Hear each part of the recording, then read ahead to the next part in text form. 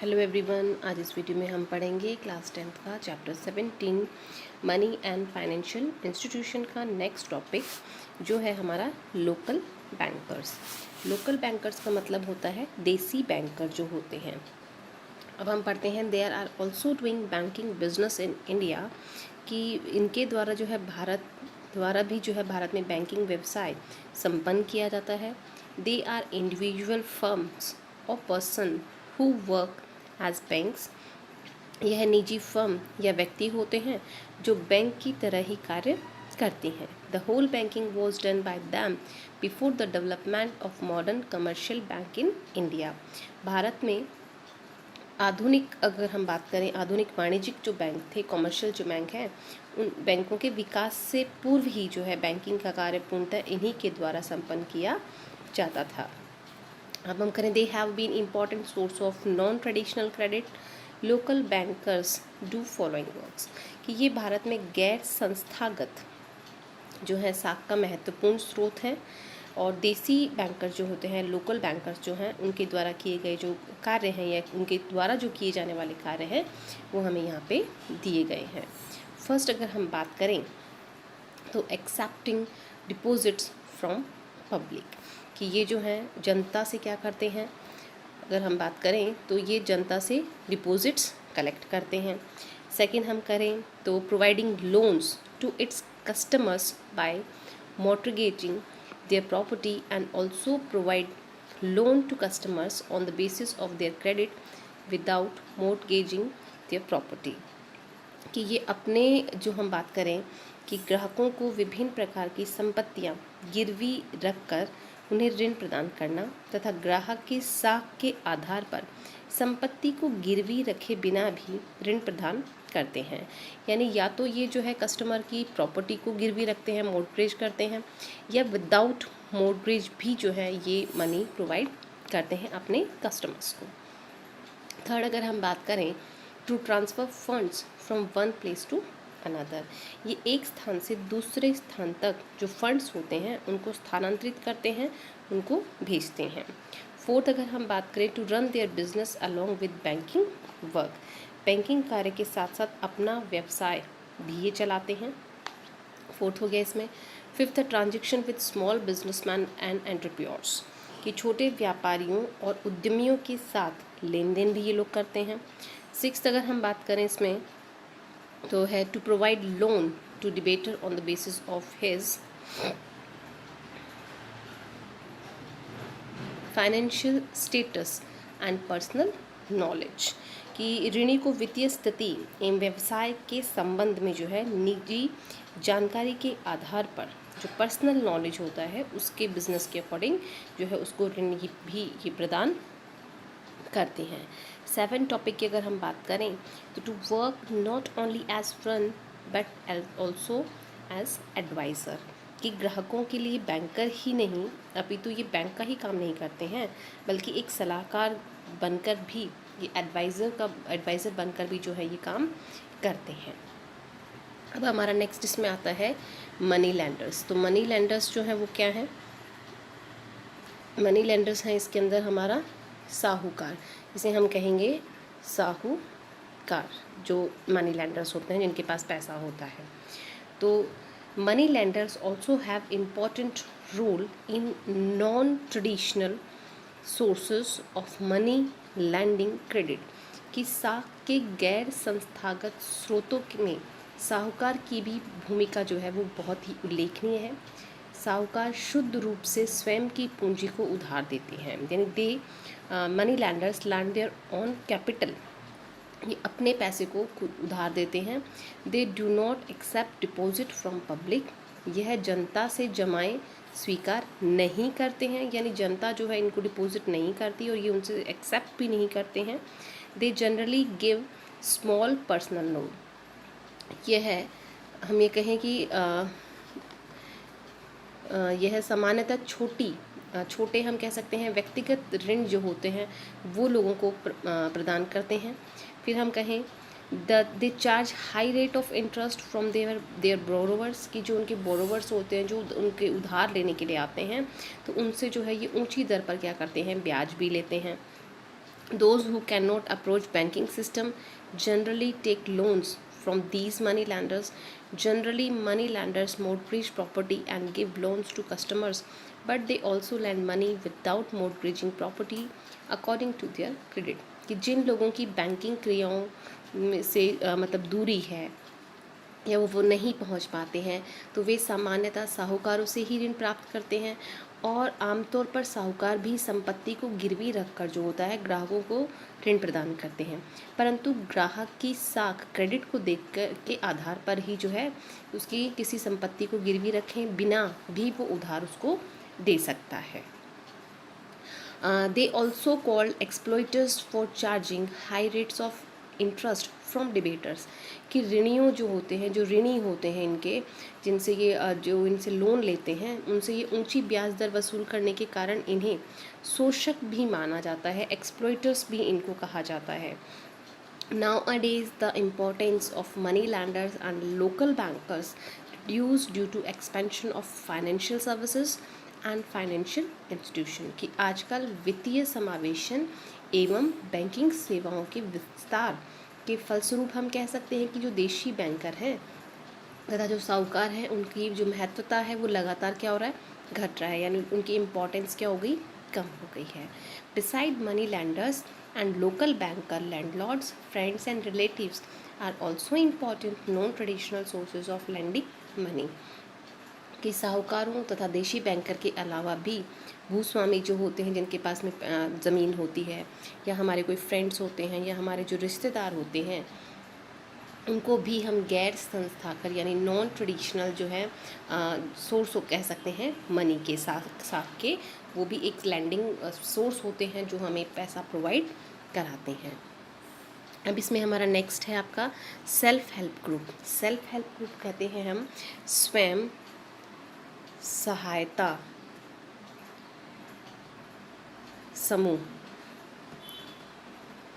जो हम बात करें कि poor families will still depend on non traditional sources.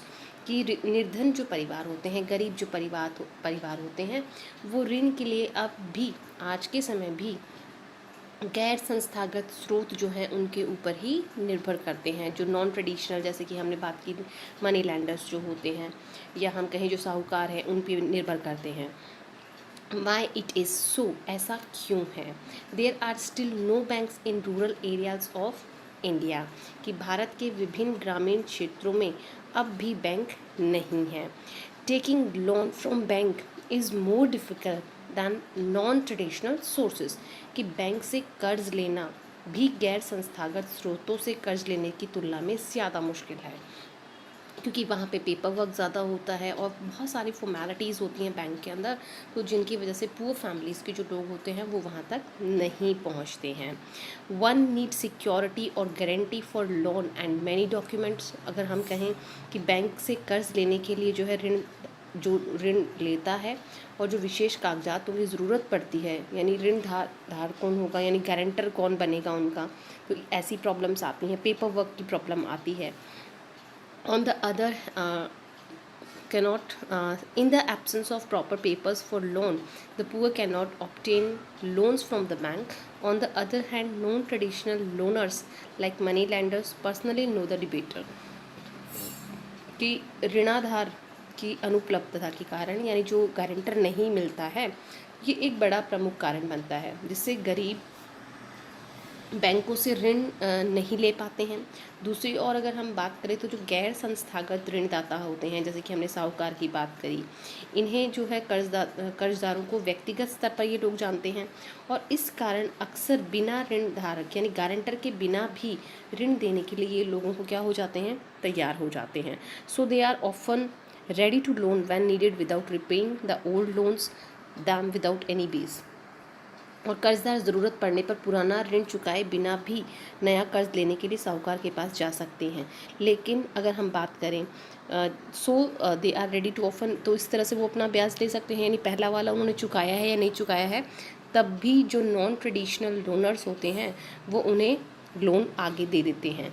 Debtors go to the money lenders for new loan but money lenders charge high rate of interest, do not complete paper formalities, and harsh the poor debaters.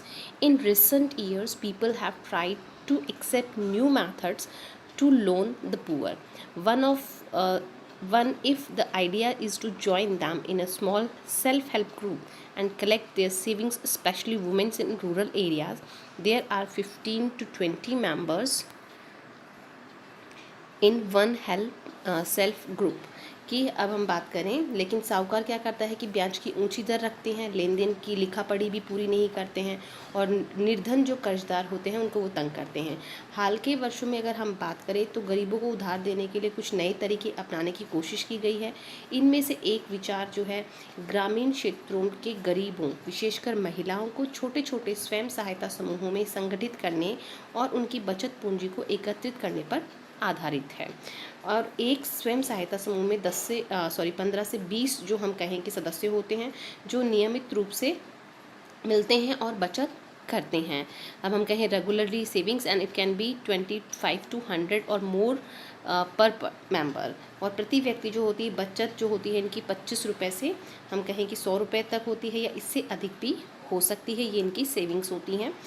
It depends on the saving capacity of the family. यह परिवारों की बचत करने की उनकी क्षमता पर भी निर्भर करता है। And members can take small loans from the groups. The group charges interest on these loan and it is less than the interest charged by the money lender।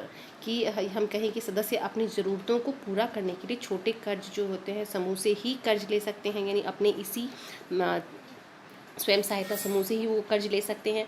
और समूह इन कर्ज़ों पर ब्याज भी लेता है, लेकिन यह साहूकार द्वारा लिए जाने वाले जो ब्याज होता है उससे काफ़ी कम होता है। ठीक है, तो यानी कि जो मनी लैंडर्स हैं या जो साहूकार जो हैं उनका यहाँ पे रोल जो है वो क्या हो गया, कम हो गया। If the group makes savings regularly, और ये ग्रुप जो है अगर लगातार अपनी सेविंग्स कर रहा है, it take loans from the banks after 1 or 2 years। तो 1 या 2 वर्ष के बाद अगर समूह नियमित रूप से बचत करता है तो समूह बैंक से ऋण लेने के योग्य हो जाता है। Loan is given in the name of the group and its aim is to create self-employment opportunity for its member. For example, members are given small loans to get their mortgaged land released, fulfill the needs of working capital, to buy seeds, fertilizers, bamboo and clothes, build houses, buy swing machines, handloom and cattle. कि ऋण समूह के नाम पर ही दिया जाता है और इसका उद्देश्य सदस्यों के लिए जो स्वरोजगार के अवसरों का सृजन करना होता है। उदाहरण के लिए हम बात करें कि सदस्यों के छोटे छोटे कर्ज अपनी गिरवी रखी ज़मीन छुड़वाने के लिए, कार्यशील पूंजी की ज़रूरतों को पूरा करने के लिए, जैसे बीज खरीदना है, खाद है, बांस है, कपड़े आदि खरीदने के लिए, घर बनाने के लिए, सिलाई की मशीन लेने के लिए, हथकरघा, पशु इत्यादि खरीदने के लिए भी जो है वो इनको लोन प्रोवाइड करवा सकते हैं बैंक। लेकिन ये जो लोन होगा ये उनके ग्रुप के नाम पे होगा, एक पर्टिकुलर पर्सन के नाम पे नहीं होगा। Members of the group take important decision regarding savings and loan activities। कि बचत और ऋण गतिविधियों के से संबंधित ज़्यादातर महत्वपूर्ण निर्णय जो है समूह के सदस्य स्वयं लेते हैं। Groups also take decision on loans, their purpose, amount, rate of interest and the time limit for returning loans। Group is responsible for receiving loans. If a member does not repay the loan, the other members of the group take it seriously। Thus, when poor women untie themselves in self-help groups, banks are ready to pay them loan, though they have no security or guarantee for loans। कि समूह दिए जाने वाले ऋण, उसका लक्ष्य, उसकी रकम, ब्याज दर, वापस लौटाने की अवधि आदि के बारे में निर्णय लेता है। इस ऋण को लौटाने की जिम्मेदारी जो पूरी की पूरी होती है वो समूह की होती है। एक भी सदस्य अगर ऋण वापस नहीं लौटाता तो समूह के अन्य सदस्य इस मामले को गंभीरता से लेते हैं। इस प्रकार जब निर्धन महिलाएं अपने को स्वयं सहायता समूहों से संगठित कर लेती हैं तो बैंक इन्हें ऋण देने के लिए तैयार हो जाते हैं, यद्यपि उनके पास में कोई गारंटर है या नहीं है, या कोई उनकी गारंटी लेने वाला है या नहीं है, तब भी बैंक जो है वो उनको लोन देने के लिए एग्री कर जाते हैं। In this way, self-help groups help the debaters in the solving their problems regarding security of loans. They get loans on normal rate of interest for their needs from time to time. Besides, these groups also help in untying poor people in rural areas. With their help, women not only become independent but also get a common platform through regular meetings. In these meetings they discuss social topics like health, nutrition and domestic violence. तो हम कह सकते हैं कि इस तरह स्वयं सहायता समूह जो है कर्जदारों को गारंटर के कमी की समस्या से उबारने में मदद करते हैं। उन्हें समय अनुसार विभिन्न प्रकार की आवश्यकताओं के लिए उचित दर पर ब्याज भी मिल जाता है। इसके अतिरिक्त यह समूह जो है ग्रामीण क्षेत्रों में गरीबों को संगठित करने में मदद करते हैं। इससे न केवल महिलाएं आर्थिक रूप से स्वावलंबी हो जाती हैं, बल्कि समूह की नियमित बैठकों के माध्यम से लोगों को एक आम मंच मिलता है, एक प्लेटफॉर्म मिलता है, जहां यह विभिन्न जो प्रकार के सामाजिक विषय हैं जैसे कि स्वास्थ्य है, पोषण है और घरेलू हिंसा इत्यादि में के बारे में आपस में ये लोग क्या करते हैं, डिस्कशन करते हैं। अब नेक्स्ट हमारा जो टॉपिक है इसमें वो है चिट फंड। चिट फंड जो है वो क्या है वो भी हम इसमें आगे डिस्कस करेंगे, that what is the meaning of the chit fund. Chit fund है एक chit fund companies have important role in motivating people for saving and providing them loans. कि चिट फंड जो है भारत में बचत प्रवृत्ति को बढ़ावा देने के लिए तथा ऋण उपलब्ध करवाने की दृष्टि से जो है चिट फंड कंपनियाँ जो हैं कंपनियों को विशिष्ट जो है इनकी काफ़ी भूमिका होती है। Then company that operates, guides and manages chit plan is called chit fund company. वह कंपनी जो चिट योजना का प्रबंध, संचालन एवं निर्देशन करती है चिट फंड कंपनी कहलाती है। Chit fund is a special saving loan and plan running in India. It is a plan of mutual benefits. Under this plan, all the members of the plan work under a contract and deposit their shares. Total deposited amount is paid to one member by auctions or tender. All the members participate in tender or occasions. Chit fund Bharat में चलने वाली एक विशेष बचत एवं ऋण योजना है। यह पारस्परिक लाभ की एक योजना है। इसके अंतर्गत जो योजना के सभी सदस्य एक अनुबंध का हिस्सा होते हैं, कॉन्ट्रैक्ट का हिस्सा होते हैं, जिसमें अपना निर्धारित अंश, अपना जो पार्टिसिपेशन होता है उसको जमा करवाते हैं। इसमें जो कुल जमा राशि होती है उसको निकाल कर या नीलामी द्वारा योजना के किसी एक सदस्य को प्रदान की जाती है। निविदा या नीलामी से जो है हम सभी इसके जो सभी सदस्य होते हैं वो इसमें भाग लेते हैं इस नीलामी में, तथा जो सदस्य सबसे ज़्यादा बट्टा कटवाकर अपनी राशि लेने के लिए तैयार हो उसे पुरस्कृत किया जाता है, या हम कहें कि उसको प्राइज़ उसमें दिया जाता है। और फिर यदि कोई भी सदस्य राशि लेने के लिए हम कहें member who is ready to accept amount with maximum rebate is called the prize buyer. उसे हम इसमें प्राइज़ भी दिया जाता है। If member does not participate in tender, और कोई अगर इसमें सदस्य जो है राशि लेने के लिए अपना उसमें कहें कि हम निविदा या नीलामी में भाग नहीं लेता है तो एक न्यूनतम राशि जो है उसे काट कर लॉटरी से जो है चिट फंड निकाल कर विजेता का नाम तय कर लिया जाता है। ठीक है। If member does not participate in tender और ऑक्शन, उसके अंदर अगर वो शामिल नहीं होता है फॉर लोन के लिए, then the name of the winner is declare through lottery. तो लॉटरी के थ्रू जो है विनर का नाम ये लोग फाइनलाइज कर लेते हैं। एवरी मंथ अगर हम बात करें कि every month one member gets amount of reward as winner, कि प्रत्येक माह एक सदस्य को विजेता के रूप में पुरस्कार की राशि मिलती है। Then the man who becomes winner once is not included again in the tender, कि जो सदस्य योजना में एक बार विजेता हो जाता है उसे इस निविदा या नीलामी में पुनः शामिल नहीं किया जाता है। Only non reward members can participate in subsequent tender auction, कि अर्थात निविदा या नीलामी की योजना में जो है गैर पुरस्कृत जो सदस्य होते हैं वही इसमें भाग ले सकते हैं। The amount of rebate is divided and it is distributed equally among all the members, की इसमें जितनी भी राशि होती है उसका लाभांश जो होता है जिसे सभी सदस्यों में समान रूप से बांट दिया जाता है।